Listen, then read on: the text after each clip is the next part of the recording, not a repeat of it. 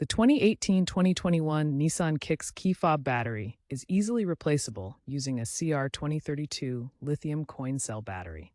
These batteries typically last 2 to 4 years. To replace, first release the key blade. Pry open the fob halves using a flathead screwdriver or plastic pry tool to avoid scratches. Note the battery's polarity, positive side up, remove the old battery and insert the new one.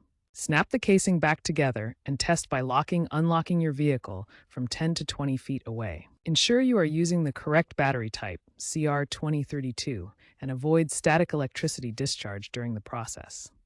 If you encounter glitches after replacement, reprogramming the fob using the vehicle's ignition or a dealership visit may be needed. Some users have experienced issues with a stuck key blade. Apply gentle pressure with a lubricant like WD-40 to resolve this. Consider recycling old batteries. Note that smartphone integration is becoming standard, potentially reducing reliance on physical batteries in the future. Wireless charging or solar-powered fobs are also potential future replacements for battery swaps.